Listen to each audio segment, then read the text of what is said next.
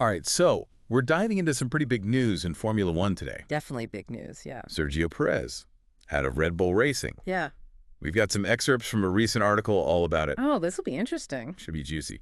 So, big picture. Why should our listeners care about this? Yeah. I mean, he helped Red Bull win 2 constructor titles, right? Yeah, 2 back-to-back, in fact. And like just last year, signed a contract extension through, what, 2026? Yep, through 2026. And now suddenly he's gone. What happened? Well, let's look at his Red Bull journey, right? Yeah. Joined in 2021. Yep.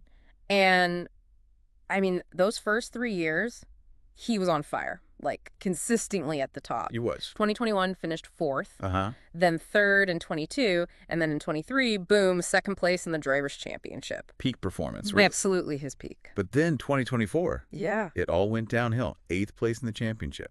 Ouch. Yeah, not great. So what went wrong? Well, the new car, the RB20, That thing. Everyone's been talking about it. it was his downfall, basically.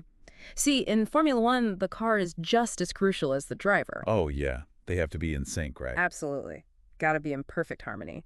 And Red Bull, well, they took a big swing with this RB20, like really radical aerodynamics, especially that new front wing design. Right. So pointy. Super aggressive. Yeah.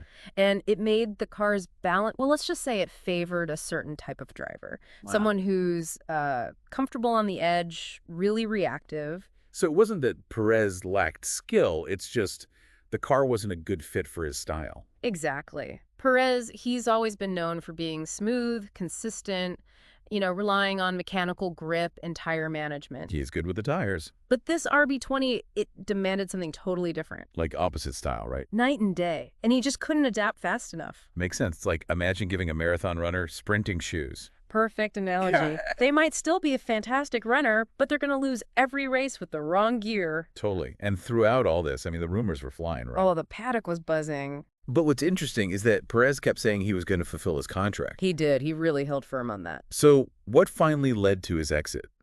Was it just performance, or was there more going on behind the scenes? That's the million-dollar question. F1, it's a high-pressure environment. Intense. Teams are always gunning for the top. And sometimes driver changes just happen, even when you don't expect it. True. So what now? Empty seat next to Verstappen. Talk about pressure. Yeah, stepping into the lion's den for sure. So what's Red Bull's plan? Where do they go from here? Well, they've got their junior program. The famous Red Bull junior team, yeah. It's like their talent pool. Mm-hmm. And looking at their history, they often promote from their, what you might call their sister team. AlphaTauri. Exactly. And right now, 2 names are at the top, Liam Lawson and Yuki Tsunoda. Okay. And who are these guys? Well, Lawson, he's the hot prospect, Yeah. considered a future star. But Tsunoda, he's got, 2 years of F1 experience under his belt, which could be invaluable in that high-pressure Red Bull environment. Oh, absolutely. So it's almost like this game of musical chairs. Yeah. With drivers moving up and down the grid. It'll be fascinating to see how it all shakes out. But before we get too far, let's not forget about Perez. I mean, 14 seasons in Formula One, that's impressive. Oh, absolutely. A remarkable career, no doubt.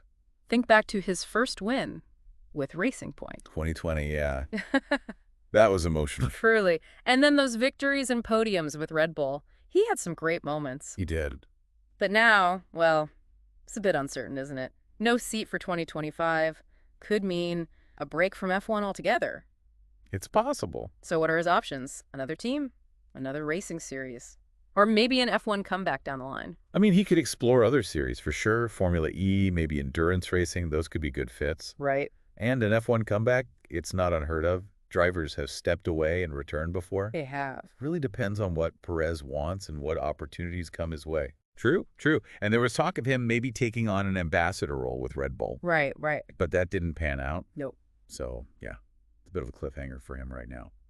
But looking at the bigger picture, Perez's exit, it really raises some questions. I mean, for Red Bull, for F1 in general, like how's the team dynamic going to change with a new driver in the mix? Yeah, that's a big one. Can whoever they bring in challenge Verstappen? Or will they be more of a support role? Interesting. And how will this shakeup affect the balance of power between Red Bull and, the other top teams? Like a ripple effect, isn't it? Exactly. One change can have huge consequences across the entire grid. It's crazy. Yeah. And this deep dive, I mean, it's really shown us how complex Formula One is. Right. The synergy between driver and car, the dynamics within the team, the cutthroat competition, it's all connected. And unpredictable. Totally. Yeah. I mean, one driver change can completely reshape the landscape. That's what makes F1 so exciting. It really is. Every decision, every move has these massive consequences. Keeps you on the edge of your seat. For sure. So, to all our listeners out there, keep watching because things are about to get even more interesting. Wow, yeah. Buckle This is just the beginning. Absolutely. We'll be back with more deep dives into the world of F1 soon. Can't wait.